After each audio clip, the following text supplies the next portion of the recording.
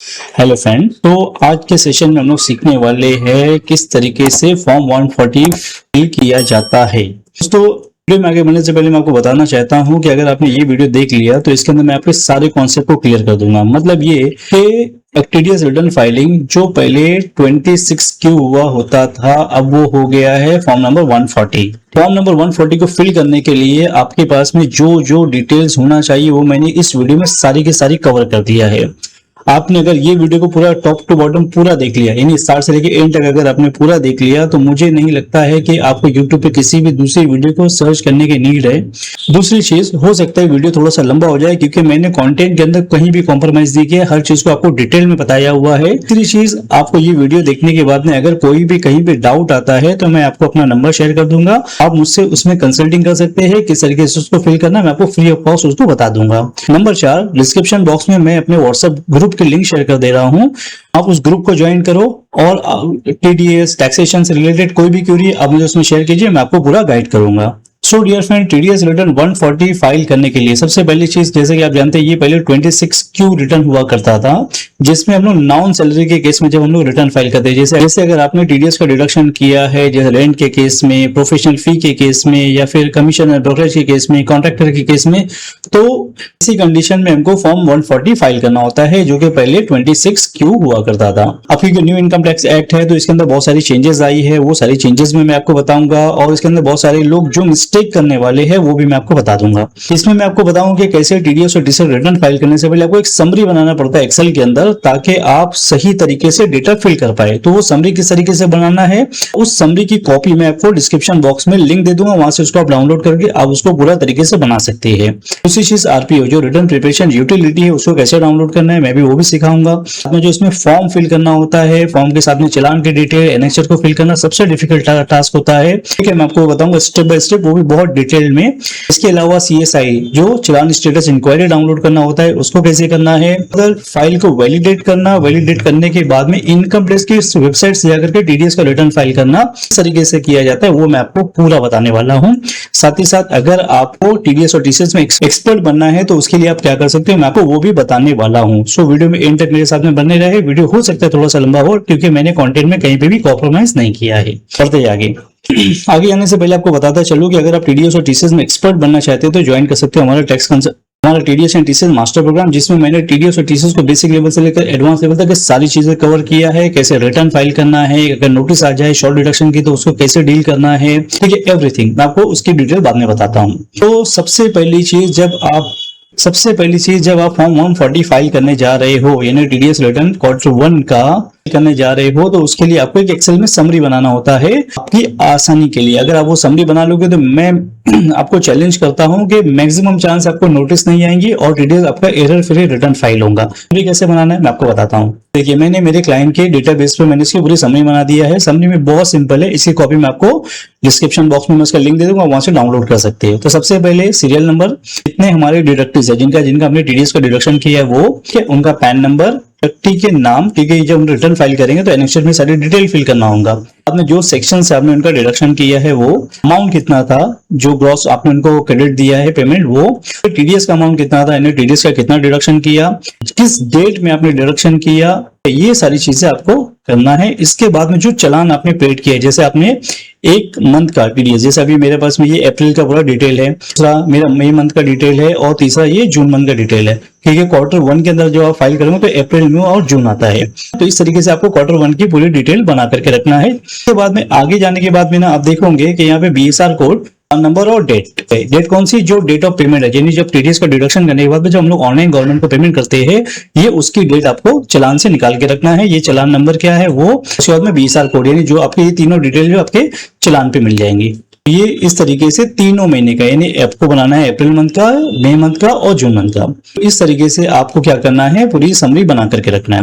इसका यूज क्या है मैं आपको बताऊंगा आगे। समरी बनाने के बाद में हम लोग आगे बढ़ेंगे आरपीओ डाउनलोड के लिए, क्योंकि जब आप टीडीएस और टीसीएस का रिटर्न फाइल करने जाओगे तो आपको कोई महंगे सॉफ्टवेयर लेने की नीड नहीं है। फ्री में आपको जो टैक्स इन्फॉर्मेशन नेटवर्क की वेबसाइट के ऊपर जाना है, वहां से फ्री में जो आरपीओ यानी रिटर्न प्रिपरेशन यूटिलिटी को डाउनलोड करना है और उसके बेसिस पे पूरा रिटर्न प्रिपेयर करना है। मैं आपको बताता हूँ 1 बाय 1 एकदम शॉर्टकट में। सिंपल वर्ड में आप क्या करो, सबसे पहले गूगल पे जाओ, गूगल पे जाने के बाद में टाइप करो RPO download, return preparation utility download. यहाँ पे आपको दिखेंगी प्रोटीन सर्विसेज की वेबसाइट, इस पर क्लिक करूंगा। क्लिक करते ही आप आ जाओगे टैक्स इन्फॉर्मेशन नेटवर्क की वेबसाइट पे। देखिए यहाँ पर, ठीक है, यहाँ पर इस साइड पे आने के बाद में थोड़ा सा नीचे जाना है।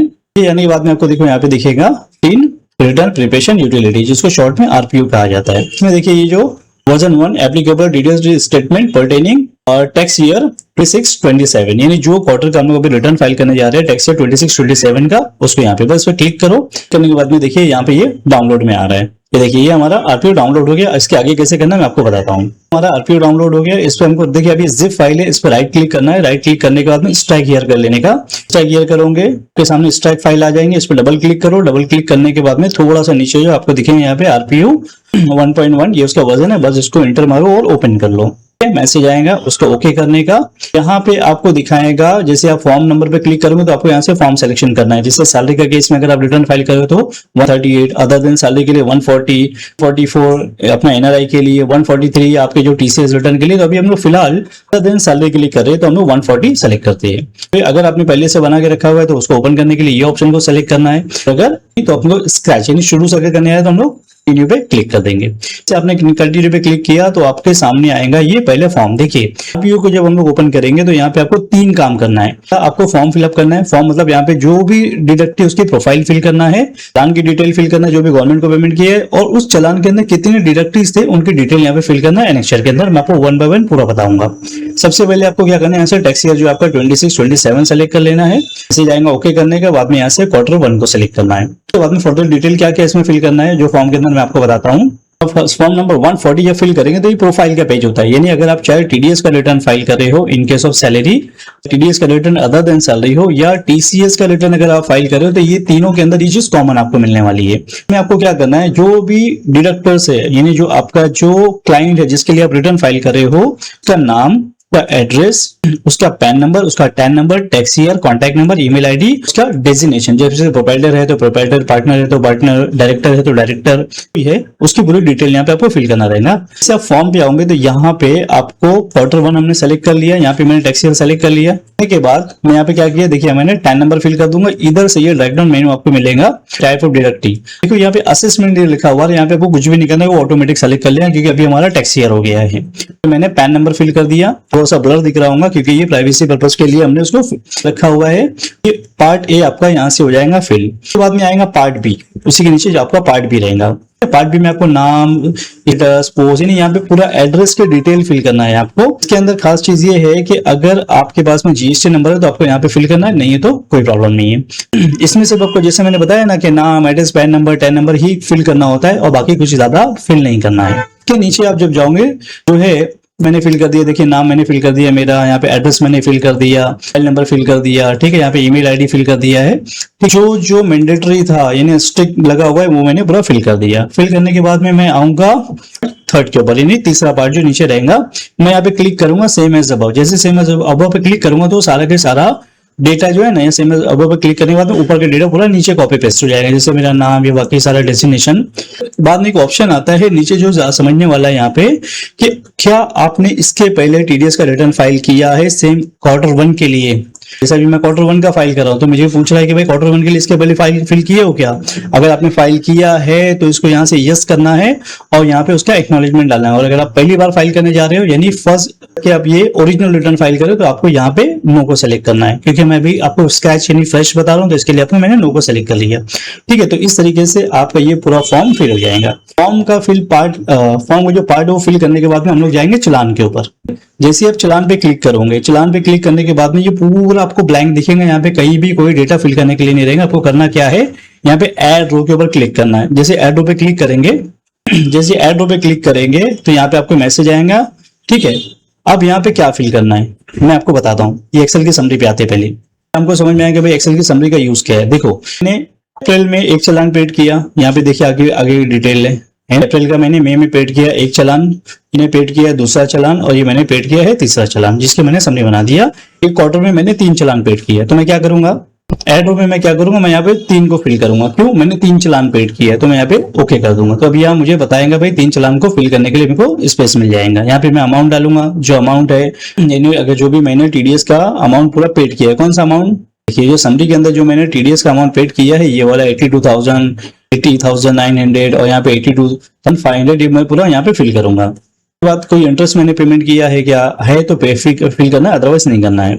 उसके बाद में टोटल कोई फी वगैरह है, जैसे लेट फी वगैरह है, तो आप टाइम के पहले फाइल करो तो उसकी कोई लेट फी नहीं आती है, टाइम के बाद में यानी 31 जुलाई के बाद अगर आप इसको फाइल करें तो आपको लेट फी के साथ में फाइल पे करना होगा। पेनल्टीज वगैरह अगर कुछ है तो यहाँ फिल करना है, अदरवाइज नहीं करना है। ठीक है, वो पूरा फिल करके बताऊंगा अभी।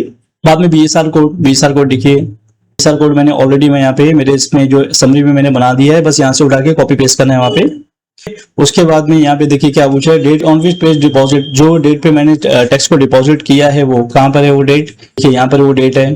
ठीक है, बाद में चालान सीरियल नंबर मैंने यहाँ बना करके रखा है, बस यहाँ से कॉपी पेस्ट करते चले जाना है। आपको लेके 10 चालान लेके बैठने की जरूरत नहीं, सिर्फ चालान लेकर के आप सारे समरी बना लो, समरी के बेसिस पे पूरा रिटर्न फाइल कर दो, आपको बहुत आसान लगेगा। उसके बाद में यहाँ पे माइनर डेट पूछेंगे आपको, माइनर डेट के लिए क्या करना है वो भी अभी मैं आपको बता दूंगा। ठीक है, मैं आपको पूरा फिल करके बताता हूँ।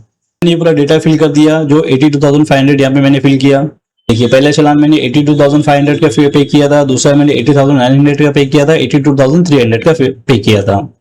सेम मैंने यहाँ पे पूरा की पूरा फिल कर दिया। मैंने इंटरेस्ट, लेट फी, पेनल्टीज मेरे ऊपर कुछ भी नहीं है। उसके बाद मैं राइट में जाऊंगा, राइट में मुझे यहाँ पे बीएसआर कोड फिल करना है। बीएसआर कोड मैंने फिल कर दिया, जो डेट पे मैंने पेमेंट किया था, कौन सी, जो चालान की डेट है, तो गवर्नमेंट को पेमेंट किया था चालान डेट मैंने यहाँ पे फिल किया, सीरियल नंबर फिल कर दिया। अब यहाँ पे आता है दो चीज, एक आपको ऑप्शन बी मिलेगा, एक ऑप्शन सी मिलेगा। ऑप्शन सी सेलेक्ट करना है क्योंकि आप एज अ प्राइवेट एंटिटी हो। अगर आप गवर्नमेंट एंटिटी, ये जो बी होता है ये गवर्नमेंट एंटिटीज के लिए होता है। जैसे कोई यूनियन गवर्नमेंट है, वो अपने इंप्लॉइज की कंप्लाइंस करे या उससे वो किसी पेमेंट के रेस्पेक्ट में कंप्लाइंस करे तो वो लोग सी सेलेक्ट करेंगे। तो 90% प्राइवेट एंटिटी उसको सी को सेलेक्ट करती है। बात आते हैं हम लोग यहाँ पे, आपको 3 ऑप्शन आता है यहाँ पे। जैसे माइनर डेट पे आप क्लिक करोगे 100, 200 और 400। देखिए 100 आपको उस वक्त सेलेक्ट करना है जब आप सैलरी के केस में कोई एडवांस एडजस्टमेंट वगैरह करे, आपको जनरली ये रिटर्न सेलेक्ट नहीं करना है। नंबर 2 जो आता है, आपको ये सेलेक्ट करना है जो भी प्राइवेट एंटिटी, यानी आप जब रिटर्न रेगुलर आप फाइल करो टीडीएस का रेगुलर डिडक्शन करे, गवर्नमेंट को पे करे, बाद में अपना रिटर्न फाइल करो, आपको 200 सेलेक्ट करना है। 200 आपको उस वक्त सेलेक्ट करना है जब आप कोई नोटिस आई है, शॉर्ट डिडक्शन की नोटिस आई है, लेट फी की नोटिस आई है और उसके रेस्पेक्ट में अपना टीडीएस का रिटर्न फाइल करे, तो आपको यहाँ पे 400 सेलेक्ट करना है। बट आपको मैं अभी 200 ही सेलेक्ट करने के लिए बताऊंगा। तक कि हमारा क्या हो गया कि 200 तक है, यानी कि हमारा चालान का पूरा स्टेटस कंप्लीट होता है।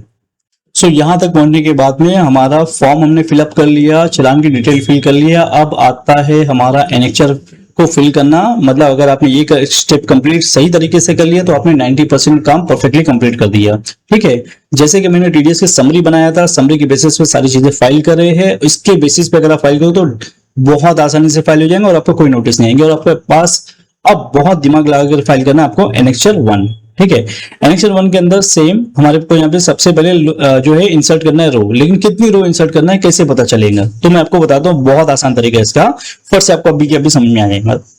अब कितनी रो इंसर्ट करना है ये हमारे एक्सेल समरी से हमको मालूम पड़ेगा। देखिए अभी ये मेरा चालान नंबर 1 है जो मैंने पेड किया था, उसके अंदर टोटल 8 डिडक्टीज है, यानी ये 8 लोगों को मैंने एक चालान से पेमेंट किया है। ये दूसरा चालान मैंने पेमेंट किया है जो मई मंथ का था। ठीक है, उसके अंदर कितने डिडक्ट है, इसमें भी टोटल 8 डिडक्टीज है। और इसके बाद में जो चालान नंबर 3 मैंने जून का है, जिसको जुलाई में हम लोगों ने पेमेंट किया था, उसमें टोटल 8 डिडक्टीज है। यानी 3 चालान पेड किया और सबके अंदर 8 डिडक्टीज है। तो मैं क्या करूंगा, एनेक्चर में जाने के बाद इंसर्ट रो करूंगा। तो देखिए मैं चालान नंबर 1 में मेरे कितने डिडक्टीज है, 8। ठीक है, चालान नंबर 2 में कितने हैं, 8 और चालान नंबर 3 में कितने हैं, 8। ठीक है, अगर आपके कम है या ज्यादा तो आपको उसके हिसाब से सेलेक्ट करना है और उसके बाद में बहुत आपका काम आसान हो जाएगा। देखिए फर्स्ट इसको मैंने ओके पे क्लिक किया और ये सारी की सारी रो इंसर्ट हो गई है। ठीक है, अब यहाँ पे देखिए डेटा फिल नहीं आ रहा है, मैं आपको अभी वो भी दिखाऊंगा कैसे कि मैं इसको पूरा फिल करके बताऊंगा और ये पर ब्लैंक भी बताऊंगा। ठीक है, अब यहाँ पे जो ये पूरी चीजें ब्लैंक दिख रही है ना, ये पूरी की पूरी फिल होकर के आएंगी आपकी कहाँ से, चालान की। जैसे अपनी चालान की डिटेल फिल किया वो ऑटोमेटिक आ जाएंगी। अभी मैं आपको वो भी दिखाऊंगा करके। ठीक है, इसके बाद में देखिए चालान नंबर 1 है, ये हम लोग का चालान नंबर 1 है, फिर नीचे आ रहा है चालान नंबर 2 और ये दिखा रहा है चालान नंबर 3। ठीक है, चालान नंबर 1 के अंदर कितने 1 2 3 4 5 6 7 8 टोटल 8 डिडक्टिव्स आ गए है ना। 2 के अंदर 8 डिडक्टिव्स आ गए और 3 के अंदर भी 8 डिडक्टिव्स आ गए। फिल करना बहुत आसान है। ठीक है, इसके बाद में सबसे पहले हम लोग को यहाँ पे पैन नंबर फिल करना है, उनका नाम फिल करना है, उनका सेक्शन कोड। ठीक है, इसमें से हमको सेक्शन कोड सेलेक्ट करना है कि कौन से सेक्शन से हम लोगों ने उनका पेमेंट किया है वो सेलेक्ट करना है। जो डेट में हमने क्रेडिट किया यानी पेमेंट किया है, अमाउंट कितना था वो, उसके बाद में अगर उनका जो ये जनरली ये सब बैंक्स के लिए एप्लीकेबल होता है, आपको इसमें ज्यादा ध्यान नहीं देना है, ठीक है, क्योंकि जैसे जब कैश विड्रॉल के बाद जो टीडीएस का डिडक्शन होता है तो बैंक उसके ऊपर टीडीएस का डिडक्शन करती है। तो ये वो दोनों केस छोड़ दो, कितना डिडक्शन हुआ है और कितना डिपॉजिट हुआ ये ऑटोमेटिक आ जाएगा। जैसे आप यहाँ पे डेटा फिल करोगे ना, जैसे मैंने यहाँ पे 15,000 फिल किया तो ये ऑटोमेटिक बाजू में ले लेगा। अभी फिलहाल फिल नहीं करते, मैं आपको फिल करके भी बताता जाऊंगा। उसके बाद में राइट में और आगे बढ़ो, यहाँ पे क्या रेट से डिडक्शन किया, डेट ऑफ डिडक्शन क्या थी, उसके बाद में रीजन क्या था नॉन डिडक्शन का, ठीक है। तो उसके बाद में आपको आगे बढ़ना है, लोअर डिडक्शन सर्टिफिकेट है, अगर 15G पहले होता था 121 अभी कन्वर्ट हो गया है, बाद में यस नो क्लिक करना है और आपका ये फिल हो जाएगा। मैं आपको करके बताता हूँ। अब देखिए डेटा मैंने पूरा फिल कर दिया है। ये सामने जो आपके सामने ग्रे कलर का आ रहा है, इसमें आप कुछ ना फिल कर सकते हो ना एडिट कर सकते हैं, क्योंकि ये डेटा आ रहा है आपका यहाँ चलान से, जो चलान की डिटेल आपने फिल किया है वही चीज यहाँ पर आपके ये सारी चीजें आ रही है यहाँ पर, ठीक है। आपका ये भी ऑटोमेटिक आ गया। अब यहाँ से फिल करना है। यहाँ पे पहले सबसे पहले मैंने पैन नंबर फिल कर दिया सबका। कहाँ से फिल किया मैंने ये जो टीडीएस की समरी बनाया था, मैंने सबसे पहले यहाँ से पैन नंबर उठाया, सबका कॉपी किया, कॉपी करके वहां पे पेस्ट कर दिया, ठीक है। यहाँ पे मैंने पैन नंबर सबका कॉपी पेस्ट कर दिया, ठीक है। यहाँ पे मैंने सबका नाम को पेस्ट कर दिया, क्योंकि नाम के देखिए मैंने सब बना के रखा हुआ है, जो जो सबका नाम था, ठीक है। नाम मैंने यहाँ पे फिल कर दिया। बाद में सेक्शन कोड को थोड़ा सा आगे जाकर के बताता हूँ। डेट ऑफ क्रेडिट, यानी कौन सी डेट को मैंने इनको क्रेडिट एंट्री दिया था, ये भी मेरे पास मैंने एक्सेल में बना के रखा हुआ है। देखो जो डेट ऑफ क्रेडिट थी, deduction date of credit same है मेरी। उसके बाद में अमाउंट कितना था, अमाउंट ये मैंने बना के रखा हुआ है, बस अमाउंट को कॉपी पेस्ट कर दिया। अब आप खुद समझ सकते हो कि कितना आसान हो गया एक्सेल समरी बनाने के बाद में। आपको बार बार इतने सारे चलान्स को लेके बैठने की जरूरत नहीं है, ना सबके पैन कार्ड लेके बैठने की जरूरत है, ना सबका नाम अलग अलग लेके बैठने की जरूरत है। अपने एक्सेल समरी बनाए, बस कॉपी पेस्ट करने का इस काम बचता है इसमें से, ठीक है। ये अमाउंट आ गया। इसके बाद में ये कॉलम को छोड़ दो और ये कॉलम को भी छोड़ दो, इसके अंदर कुछ भी हाथ नहीं लगाना है, क्योंकि ये जनरली बैंक्स के लिए होता है। इसके बाद में आता है टोटल टीडीएस डिडक्टेड, ये कितना डिडक्शन हुआ है। देखिए ये अमाउंट मैंने जो डिडक्शन किया ये अमाउंट, ठीक है, ये अमाउंट मैंने यहाँ पे पूरा फिल कर दिया, ठीक है। ये ऑटोमेटिक आता है, मुझे अभी करके दिखाया था, जैसे फिल करूंगा ये ऑटोमेटिक आएगा, ठीक है। उसके बाद आता है आपका जो रेट से आपने टीडीएस का डिडक्शन किया, तो जो रेट का, जैसे मेरा अभी कॉन्ट्रैक्टर के केस में था तो मैंने क्या है 1% लिया है, कि अगर आपके 5% है, किसी दूसरे पेमेंट के ऊपर 5 लेना है, 10 है तो 10 लेना है। कब डिडक्शन किया, डिडक्शन की डेट है मेरे पास में, मैंने अब डिडक्शन किया था। उसके बाद रीजन, नॉन डिडक्शन कोई रीजन है क्या, कि भाई किस अगर मैंने इनका डिडक्शन नहीं किया तो हो सकता है कि भाई इनकी स्पेसिफाइड लिमिट से कम होंगी, या फिर हो सकता है इन्होंने कोई सर्टिफिकेट इशू किया होगा इनकम टैक्स डिपार्टमेंट की तरफ से, अगर है तो ठीक है, नहीं तो ब्लैंक छोड़ देने का इसको, ठीक है। बाद में अगर बहुत सारे लोग ऐसे होते हैं, जैसे बैंक के केस में जब बैंक एफडी के ऊपर जब इंटरेस्ट देती है तो उस पर टीडीएस का डिडक्शन करती है, तो अगर आप फॉर्म 121 सबमिट कर देते हो तो ऐसे केस में वो डिडक्शन नहीं करेंगे। तो अगर आप किसी बैंक का रिटर्न फाइल करें तो ये सारे कॉलम जो है ना वहां पे एप्लीकेबल होते हैं, आपको ऐसे नॉर्मल रिटर्न या कंपनी से केस में जरूरत नहीं पड़ेगी। लास्ट आता है, ये आपसे पूछेंगे भाई जो कॉलम नंबर जे के अंदर जितना आपने टीडीएस का डिडक्शन बताया है, कॉलम नंबर जे कहां पर है, देखो ये वाला, यानी आपने जितना टीडीएस का डिडक्शन किया था क्या आपने पूरा पेमेंट कर दिया, तो आपको करना है यस, ठीक है। नो करोगे तो भाई शॉर्ट डिडक्शन की नोटिस आ जाएंगे, लोग अक्सर यहाँ पे मिस्टेक कर देते हैं। तो यहाँ आने तक के हमारा क्या हो गया, दूसरा काम भी फिनिश हो गया, एनेक्चर हमारा पूरा फिल हो जाता है, ठीक है। एनेक्चर फिल करने के बाद में इसको हमको क्या करना है, सेव कर देना है। सेव करने के लिए आप इसको सेव पे क्लिक करोगे, सेव के लिए आप ये Q1, ठीक है, और इसको मैं सेव कर देता हूं मेरे डेस्कटॉप पे, ठीक है। Q1 फॉर्म नंबर 140 है, तो मैंने सेव कर दिया यहाँ पे, ऑलरेडी हाँ सक्सेसफुली सेव हो गया मेरे डेस्कटॉप के ऊपर, ठीक है। अब मैंने सेव तो कर दिया, सेव करने के बाद में मुझे इसको फाइल को क्रिएट यानी वैलिडेट करना पड़ेगा, यानी मैं इसको क्या करूँगा, क्रिएट के बटन जो दिख रहा है उस पर क्लिक करूंगा, ठीक है। कहां से, जैसे आप में देखो यहाँ पे आपको नीचे बटन मिलेगा, बॉटम में क्रिएट कर, जैसे इस पर आप क्रिएट करके ऊपर क्लिक करोगे, ठीक, यहाँ पे आपको ये मैसेज आएगा ब्राउज करने के लिए, 2 फाइल बोलेगा। एक फाइल तो जो अभी हमने बना दिया है एरर को माइनस रिपोर्ट करने के बाद, ठीक है, पहली, और ये फाइल जो होती है जो चलान का पेमेंट आपने ऑनलाइन किया है, कौन सा चलान, ये जो 3 चलान मैंने पेड किया था, ठीक है। यहाँ तो डिटेल मैंने खाली यहाँ पे एक्सेल से मैंने ले लिया है ना। इसमें क्या करना होता है कि आपको ऑनलाइन जाकर के इनकम टैक्स की वेबसाइट से चलान स्टेटस इंक्वायरी, जो मैंने अभी बताया ना CSI यानी चलान स्टेटस इंक्वायरी को डाउनलोड करके यहाँ पर उसको कॉपी पेस्ट मतलब लगाना होता है ब्राउज करके। अब वो कैसे करना है, चलो मैं आपको अभी बता देता हूँ। CSI डाउनलोड करने के लिए सबसे पहले हम लोग जाएंगे इनकम टैक्स की वेबसाइट पे, यहाँ पे क्लिक करके आप यहाँ पे क्लिक करोगे इनकम टैक्स। जैसे आप यहाँ पे क्लिक करोगे तो यहाँ पे इनका इनकम टैक्स का जो पोर्टल शो होगा, ये आप आ जाओगे क्लिक करने के बाद इनकम टैक्स की वेबसाइट पे। नीचे जाने के बाद में देखो यहाँ पे बॉटम में डाउनलोड CSI, इस पे क्लिक करो। क्लिक करने के बाद में आपको यहाँ पे दिखाएगा डाउनलोड CSI फाइल। अब यहाँ पे आपको 10 नंबर फिल करना है, कंफर्म करना है, जो भी न्यू इनकम टैक्स एक्ट या ओल्ड से चाहिए आपको वो सेलेक्ट करना है। यहाँ पे मोबाइल नंबर फिल करना है, मोबाइल नंबर पे OTP आएगा, OTP फिल करके कंटिन्यू कर देना है। मैं आपको करके बताता हूँ। डेटा मैंने फिल कर दिया, फिल करने के बाद में मैं यहाँ पे कंटिन्यू पे क्लिक करूंगा। आपको मेरा मोबाइल नंबर और 10 नंबर नहीं शो हो रहा होगा क्योंकि ये प्राइवेसी पर्पज के लिए मैंने ब्लर किया हुआ है। ठीक है, अब मैं आगे यहाँ पे CSI फाइल डाउनलोड दिख रही है, यहाँ पे मुझे OTP आएगा, OTP मैं फिल करता हूँ। मेरे मोबाइल नंबर पे मुझे यहाँ पे उसको फिल करना है। OTP आ गया, OTP मैंने फिल कर दिया। फिल करने के बाद मैं इसको यहाँ से कंटिन्यू पे क्लिक करता हूँ। कंटिन्यू पे क्लिक करूंगा, यहाँ पे मुझे नाम वगैरह कंफर्म करने के लिए बोलेगा और उसके बाद में फिर मैं कंटिन्यू पे क्लिक करूंगा। कंटिन्यू पे क्लिक करने के बाद में यहाँ पे डाउनलोड चालान स्टेटस इंक्वायरी, जिसको CSI के नाम से जाना जाता है, मुझे ये क्या करना है, यहाँ से बस देख लेना है भाई मैंने कौन से मंथ में कितना चालान पेड किया है। जैसे मैंने का चालान मई मंथ में पेड किया था तो फर्स्ट से देखूंगा और 7 जुलाई तक के मैंने पेड कर दिया है। फिल्टर करूंगा, फिल्टर करूँ तो देखिए बहुत सारे चालान आ रहे हैं, और उसको यहाँ से मैं डाउनलोड पे क्लिक कर दूंगा। जैसे मैं डाउनलोड पे क्लिक करूंगा, देखिए मेरे चालान यहाँ पे डाउनलोड हो गए। ओके, नाउ हम लोग आते हैं फाइनल स्टेज के ऊपर, यानी फाइनल मतलब सेकंड लाइन स्टेज के ऊपर। सेकंड लाइन स्टेज के अंदर आप क्या करोगे, फाइल को पहले वैलिडेट करोगे। तो मैं क्रिएट पे क्लिक करूंगा, यहाँ से ब्राउज पे क्लिक करूंगा।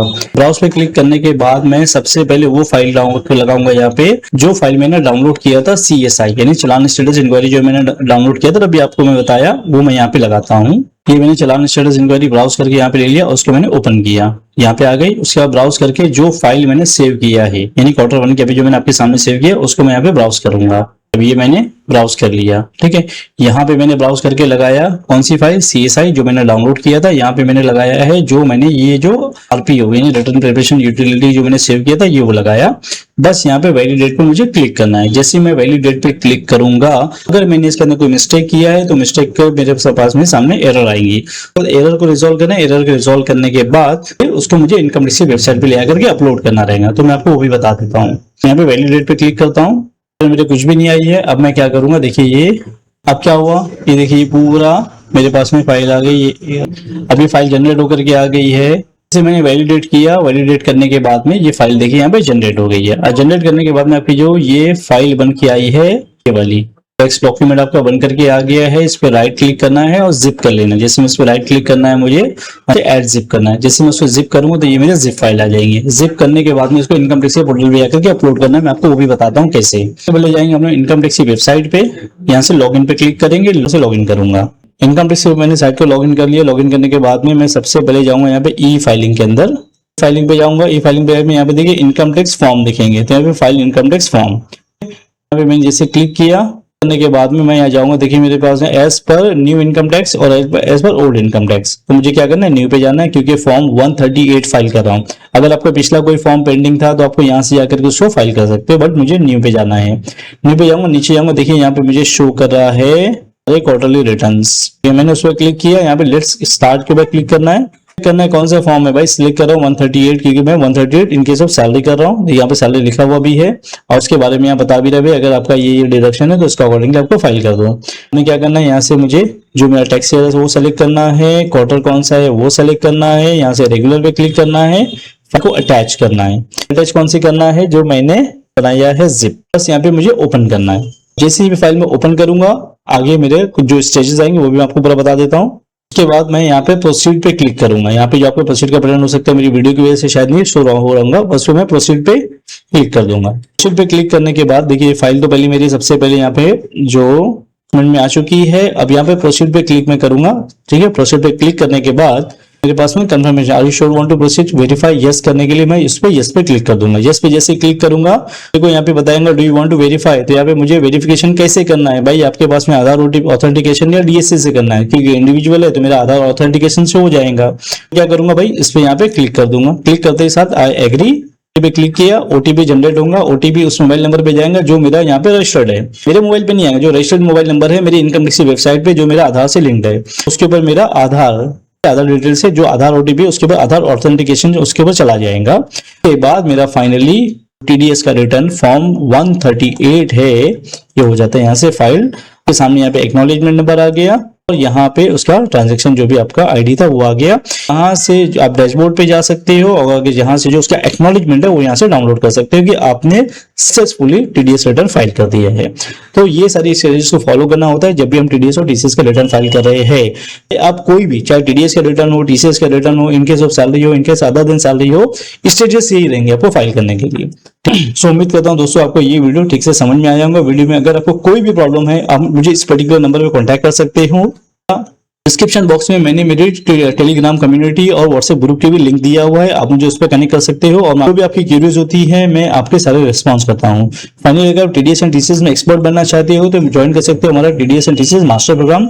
इसमें मैंने टीडीएस एंड टीसीएस को बेसिक लेवल से लेकर के एडवांस लेवल तक की सारी चीजें इसमें मैंने कवर किया हुआ है। इसकी वैलिडिटी की बात करूं तो लाइफ टाइम वैलिडिटी मिलती है, recorded session plus live session दोनों मिलते हैं। आप अपने कन्वीनियंट टाइम के अकॉर्डिंगली सारे कोर्स को एक्सेस कर सकते हो।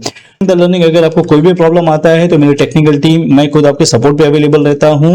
लर्निंग के लिए और एडवांस लेवल पे लेके जाने के लिए हमने डिजिटल नोट्स भी अवेलेबल कर दिया है। इसके अलावा आपको प्रैक्टिस करने के लिए प्रैक्टिसिंग असाइनमेंट भी मैंने अवेलेबल कर दिया है ताकि आप अच्छे से प्रैक्टिस कर पाऊं। इसके साथ साथ में आपको एक्सेस करने के लिए मिलता है फ्री कम्युनिटी जो आपको सपोर्ट प्रोवाइड करती है और जिसमें आपके जैसे बहुत सारे एक्सपर्ट्स भी है और उसके लिंक मैंने डिस्क्रिप्शन बॉक्स में दे भी दिया है।